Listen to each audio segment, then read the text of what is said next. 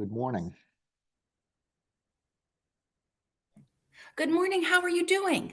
Good, thanks. Enjoying the snow. Yeah. And yourself? Yes, enjoying watching it. I'm not in it, thankfully. I don't really want to be, but I like Right. watching it from my window. Right. It's beautiful. Yeah. And when is the right time to clear, though? Do we wait till 5? Do we do a clearing at 11 a.m.? Wait till 5 or wait till it's done? I don't know. I looked at the forecast. It's not going to get warmer for the rest of the week, so we can't just wait for it to melt, I guess, like people Okay. usually do. So I might have to actually get out there with a shovel today. Yeah. Ooh, yeah. Do you have a lot of area to shovel? Not particularly. We have about 40 feet of driveway Ooh, that needs to be shoveled and a short sidewalk to get there. That's all ooh. I'm going to do, just so I can get to the cars, Right. Right. get the cars out. Right. The The, minimal. You don't have, yeah, the right. problem is that the snowplow comes by and blocks the driveway, Right. so I got to make sure that's cleared. And where do you live, Dave? In Severna Park. Oh, Yeah. nice. Mhm. Oh, It's that's very we nice. Yeah, except when you want to get up to Baltimore in a day like today. So Right. I spent 20 years working in Annapolis.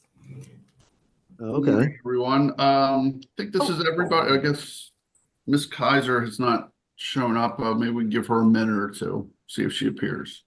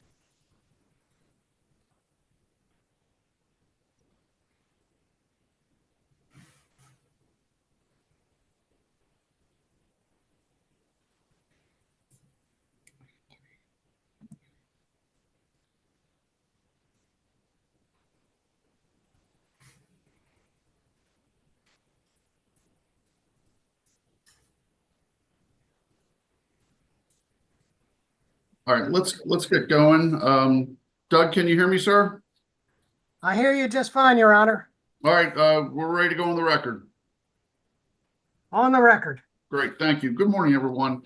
Today is, it's January 6th, 2025. It's approximately a couple minutes after 10 o'clock in the morning. We're here in case number 9712, which is captioned Historical Old Town Bridge Preservations LLC with 01C LLC's application for a rate increase for charges and tolls. And we're here for a pre-hearing conference. We can start with appearances for the company. David McManus on behalf of the applicant. Good morning, sir. OPC. Morning.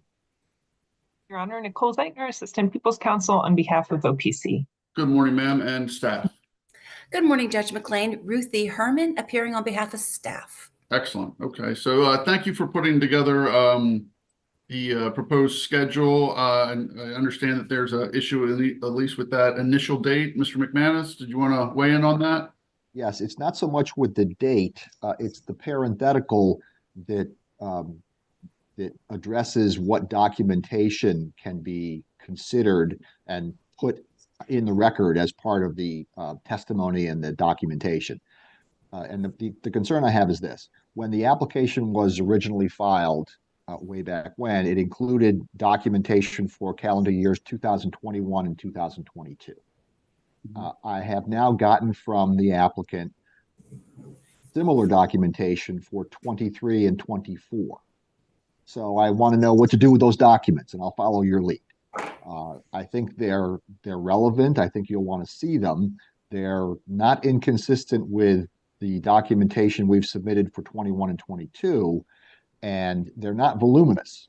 We're not talking about a lot of documents here or large numbers. The numbers are relatively modest. They're rounding errors compared to what people usually see in cases like this. Okay. So I think, and I'll follow your lead. Okay. I was contemplating addressing them in the direct testimony of the applicant's witnesses and submitting them as part of the hearing. I could do that either by amending the application or some other way at your pleasure. I just want to figure out what you want and how I can present it to you. Sure. Sir, let me ask you this. Do the documents from 23 and 24 change the increase that Mr. Fields is looking for? No, sir. No. Okay. All right. Thank you. All right. Staff OPC? OPC, do you want to go first or do you want me to go first? Either way would be fine. If you'd like to take the lead, but I'm happy to. You go. You go. Okay. So, Your Honor, our concern with the updated information is we realize that what's happening here is the company is essentially having two bites of the apple. They filed their application, but it was frankly deficient. It did not have testimony included, and they now want to file testimony, which we understand because we want to get to the right result here.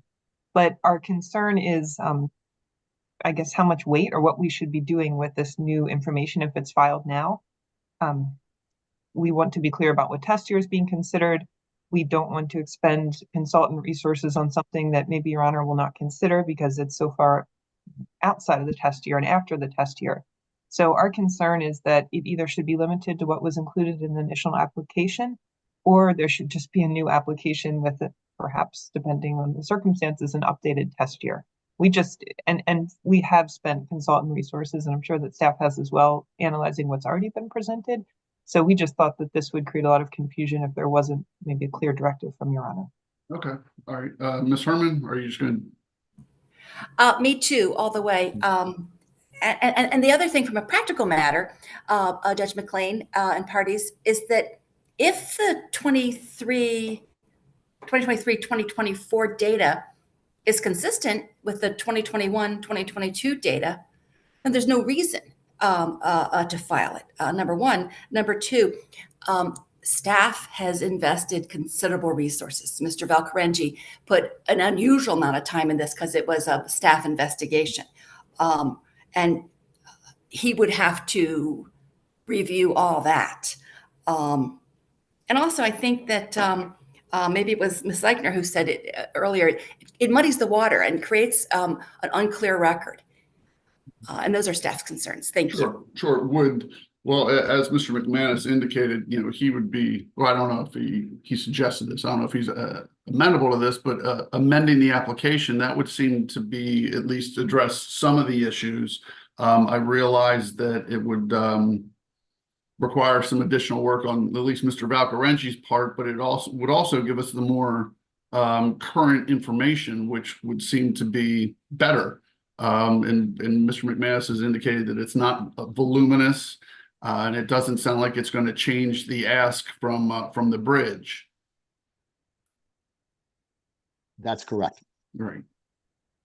So I think that, at least in my mind, is the better way to go, rather than we're going to be based on the proposed schedule. We're going to be in October basing in it, for a final order potentially, but we're going to be basing rates on information that's 3 and 4 years old. It would seem to me to have the most current information would be the best way to do it. I'm amenable to that, and I can amend the application. I could get that done in 2 weeks, perhaps less. Okay. All right. Like I said, I have the documentation. Sure. I just need to confirm I have all of it.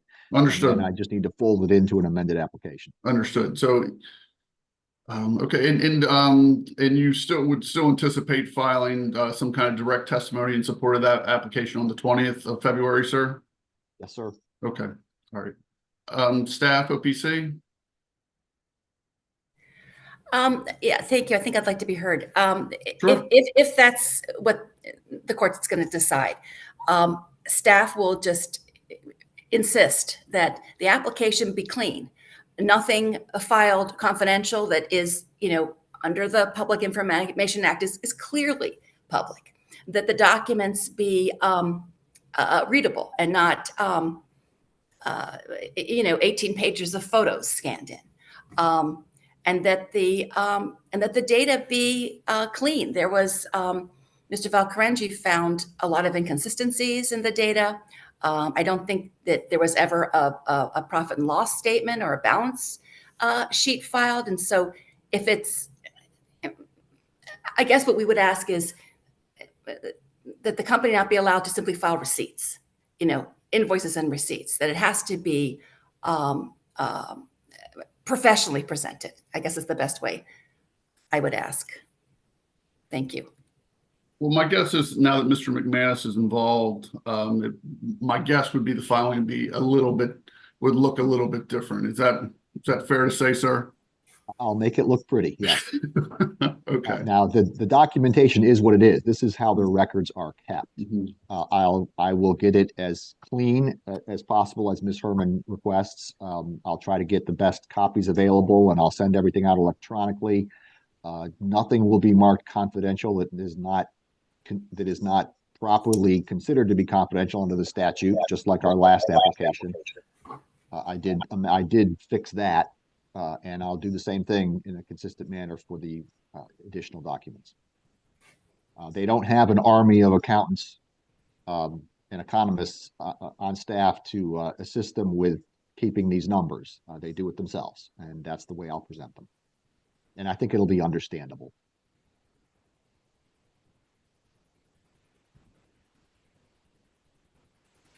Your Honor, if I may. Yes, please. Thank you. OPC has no objection. We think that would make everything clearer than Sure. a supplemental filing. Okay. We would just ask that we be given a significant amount of time because of the nature of the way these documents are kept. Discovery is very important in this case. And with the proposed schedule of February 20th and April 17th, that would still work for OPC. Okay, excellent. Okay, good. All right, Ms. Herman, did Mr. McManus address your concerns? Yeah. Okay. And again, and any data has to be in an Excel, sheet, open formula. We have to file it in the system as a PDF, but if it would circulate the data as an Excel spreadsheet. Thank you, Your Honor. Okay. All right, so I think we're good on that then. Mr. McManus, if you could just amend your application. Did you want to set a date for that? I don't want to put you under the gun. You had said 2 weeks. Yes, sir. So that would be January 20th. Yes, sir. I could do that. All right, why don't we just make it the 21st since that's Martin Luther King Day. Very well. Give you an extra day there. All right, and then I'll just quickly run through the proposed schedule. So we have the 21st for the amended application, February 20th for the Bridges Direct. All intervener testimony would be due on the 17th of April. Rebuttal of all parties would be on the 15th of May. Surrebuttal on June 18th, a settlement status of June 26th. If there's a settlement, we'd have the hearing on July 10th. If there is no settlement, it'd be the hearings would be July 14th, sometime between July 14th and July 18th. And then we can worry about the briefs later. Well, I guess we can just say it now. So the briefs would be due August 8th or 3 weeks after the evidentiary hearings. Proposed order would be due September 8th. So we're only talking one round of briefs. Yes. Okay. Yes, thank you. Sure. Notices and memorandum of appeal would be due on September 19th, 2025. Reply memorandum on October 3rd and a final order on October 10th. Those dates all are fine. question for the public hearings. You know, you had recommended, or you had included two. Do we need to have a virtual and an in-person? I'm happy to have both. From the applicant's perspective, we can do either. Mhm. It's not, obviously a virtual one is pretty simple to put together. As far as an in-person hearing, which might have better reach, frankly. And there is a local location where things like this have been held before that we could get for that as well. Right, So, that's what I was thinking. Ms. Herman, Ms. Zeichner, are you married to a virtual hearing as well? Your Honor, I might is there a way to make the in-person hearing? I don't know if there's a way to do two-way communication and do 2-in-1. I believe we did that in another case, but it depended on the location as to the Sure. capabilities. Right. I mean, it's possible. A lot of those, I don't know, I'm starting to find that the juice isn't necessarily worth the squeezing. We jump through all these hoops to try and make it virtual and in person, and we end up not getting any or very little participation virtually. I definitely think an in-person hearing would work better than a virtual hearing. I mean, I'm open to having a virtual hearing in addition to if staff and OPC would want that. But I mean, typically with a rate case, you know, we're only having one hearing in the jurisdiction. Your Honor, I think we would be okay with one in-person that was publicized as Okay. it should be ahead of time. Okay, excellent. Ms. Herman? Same here. Thank you. All right. Okay, so we'll go with an in-person hearing, and we'll do it the week after the SIR rebuttal. And it will obviously be dependent upon the location's availability. So, Mr. McManus, if you could just, I mean, we've got plenty of time on that, but I'll defer to you in terms of the location and the specific date. okay, I know what my clients have that location, so I can circulate that. Excellent. Thank you, sir. And as All right. far as the date of that, we're going to leave that open. Just Yeah, put we'll in- leave put it in open. that- Yeah, I guess we can just figure out, we can base it around the availability of the location, sir. Okay, and have it sometime between the evidentiary hearing and the day the briefs are due? Well, I was actually thinking between SIR rebuttal and the settlement. So I think between June 18th and June 26th, I'd like to have it before the evidentiary hearing. Before, okay. So before July 14th. Yes, sir. Yes, sir. Yes. I think so that's, I think would that's say doable. Yeah, I would say sometime after SIR rebuttal and before the 14th. Is that acceptable to staff and OPC? Sure. Okay, all right, okay.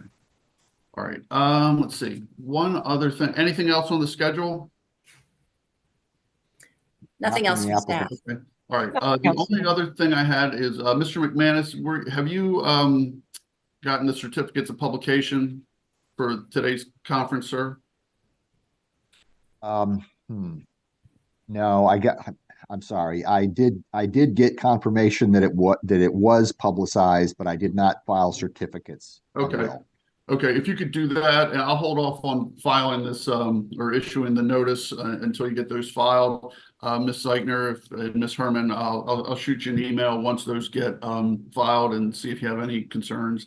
If not, we'll go ahead and proceed, okay? Thank you, Your Honor. All right. Yes, Thank you. I apologize for that. All right, I'll get anything those else? filed as soon as possible. Thank you, sir. Anything else? Nothing else for from my staff, piece. but All right, thanks for your great. time. Great, enjoy your shoveling. Thank you. Same to Take you. care, everybody. Take care.